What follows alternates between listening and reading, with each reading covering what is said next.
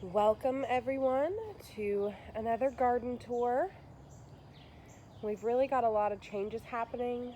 We've had a lot of rain here in Oklahoma and it has really helped the plants grow. So let's go through and kind of look at a few things. There is a lot starting to come up in the garden. Again, this area is always going to look a little rough just because of that bird feeder, and I'm just curious to see what will bloom, what all they deposit there, what's a flower, what's a weed. So I'm just kind of letting it go. A lot of these in here will be poppies, but back in this corner we have our first pumpkins popping up. Aren't they cute? The peas are kind of producing their last pods. I haven't seen many more blooms on this one, but then I noticed today we have some little baby ones coming up. So we still might have some peas. We're finally starting to get our green beans up. I've got some volunteer tomatoes, so I'm going to let those go. But we should be able to start harvesting green beans here in the next few weeks.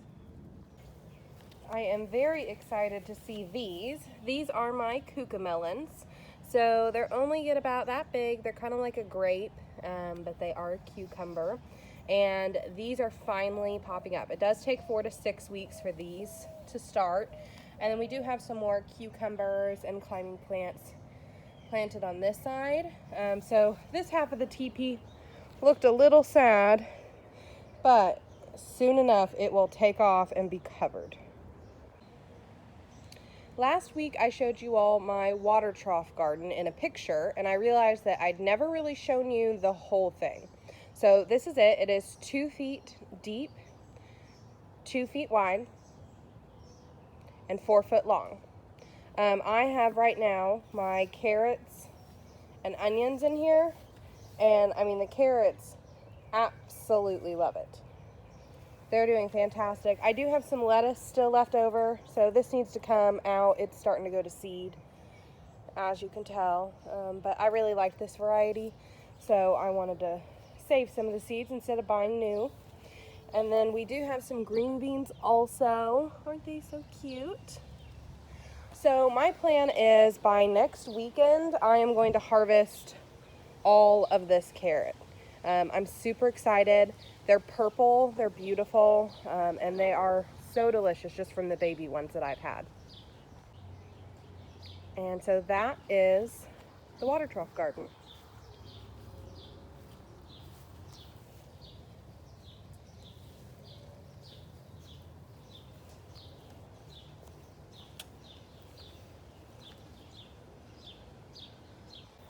So this year I am experimenting with tomatoes. So I have planted tomatoes in a few different areas in my garden, a few different containers, just to see kind of where they thrive and what's going to work best for me. So I've got a small container, and this is planted. I let it grow up and pruned, so the roots are actually probably all the way down to here, almost to the bottom of the pot. So that one might not make it, but it does have plenty of stability now. And same with this one. The root system is probably about 6 inches, I would say, long. So it's deep in there. It's looking a little sad, so I might try and add some down-to-earth fertilizer for him. He's having a little bit more trouble adjusting to the move than this guy. And then I've got tomatoes in a few other places in my garden, and this year is just all about experimenting with what I want to grow, what varieties, what colors, and where. So the other tomatoes, and I actually did not plant these, are up here in this raised bed. So a little birdie must have got to them and they planted them for me, so I'm going to let them grow just to see how they do. This guy, the dogs keep taking his cage off, so Ben is actually going to be making me some stronger tomato cages, hopefully in the next week, so I can get all these bad boys pinned up and protected. I've also got a few tomatoes that volunteered over by the teepee garden, so we're just going to see how those guys do. Leave them be. I'll prune them up a bit, but other than that, I'm going to kind of let them go wild just to see. We've got tomatoes in the cinder block garden. So we've got this guy here. I did transplant those two last week and they did not like it. So I'm gonna try again. I've got a few more starts that I can put in there because I'm not sure if I just damaged the root system or if this area of the garden is just not conducive for tomatoes. I really need to come in here and weed, but I've finally got some zinnias popping up. The corn, I'm telling you what, they love this cinder block garden. And so far, I have had such luck with corn. It has been so easy, low maintenance, and it grows so fast. So I've actually got a few different areas planted with corn in my garden. This particular is rainbow corn.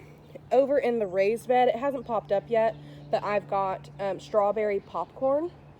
So they only get like this big. They look like little strawberries, but all their kernels, you just let them dry and then you use them as popcorn. These peas as well, I think are pretty much done. So I'm going to get the last bit of harvest out of them, but once they stop blooming, I'll rip them out, move this trellis, and plant something new. This trellis worked for about the first week, and then the peas outgrew it. So I ended up having to put bamboo sticks and tying them together.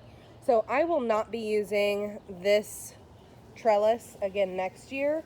I actually am going to be making an archway out of these cattle panels. We made a pen for the dogs because we're doing a lot of house renovations right now and they don't like visitors. But as soon as we're done with all the renovations, those will be turned into arch trellises. And that is what I will be planting my peas on next year. Okay, so also in the cinder block garden, we've got a couple other things going on, other than weeds. I know there's weeds. We've got beets. These guys will probably still need about a month, I would assume. I've been digging down and just kind of looking at their shoulders. So you can see that they're starting to form, but they really do need more time. So we'll leave those alone. We almost have some hyssop that are ready to bloom back there behind the corn. I'm going to come through and prune all these off, so maybe we'll get another set of blooms this year. That would be lovely. And then we've got some pollinator plants coming up, so the bees will love that. Lemon balm. This little cherry tomato is another experiment of mine. So the pot is actually about 18 inches or so. It's loving it so far, so I hope it does well. It's a dwarf variety, so I'm hoping that the shallower container will be fine with that. And we're just going to see. In this one, we've got calendula, daisies, all kinds of pollinators. And their leaves look really sickly, but they keep putting off beautiful blooms, so I'm not going to amend the soil. They're an annual anyways, so they're going to be done after this year. I'm just going to let them show their beauty for its course, and then we'll pull it out when it's done. My asparagus, I know it looks like a weed, it always does to me. We've still got one more year before we'll be harvesting asparagus, so I'm really excited for that. It'll be purple. This year I kind of planted on just a colorful theme. So I've got rainbow corn, rainbow cherries, purple asparagus, purple carrots, tricolored green beans, and for no other purpose than I just love growing things that are different. And the kids think it's fun because the corn that we get from the store is yellow, ours will be rainbow. Or the asparagus that we get is green, and ours will be purple. So it does encourage them to eat more vegetables, but normally I don't have to fight them. They kind of come out to the garden and snack whenever they want. I see them chomping on lettuce or pulling up peas or, just whatever they like from the garden. Because I garden organically, they can eat anything at any time. And there's really not going to be any harm to them. Now to go into the hygge garden. I love my greenhouse. This is my happy place.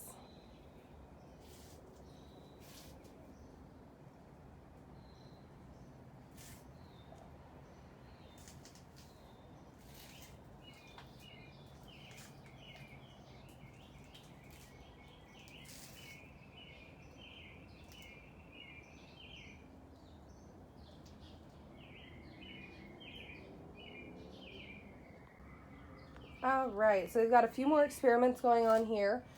We put tomatoes in this wicker basket. Some of them are loving it. This little guy is not. I think it's just because he wasn't ready to be transplanted. And you can see he's got some insect damage as well. So I'm going to spray some more neem oil and Be Safe on the entire greenhouse, and hopefully that will help with some of these insects. We've got lettuce and celery. And this celery is growing strong, but it's still too small for my liking, so I'm going to let it keep going. We won't harvest it for a while now. And then we've got some radishes. Last time I planted radishes, they bolted and went to seed, but had no root system on them. There was no radish, so I'm not sure what happened. We're going to try again. Last time I planted in a grow bag as well, so if this doesn't work this time, maybe that is the common denominator, or maybe spacing, because I think it could be that as well. So I've been pruning these down to try, and I only want like 4 radishes in this grow bag, so we're going to try it that way.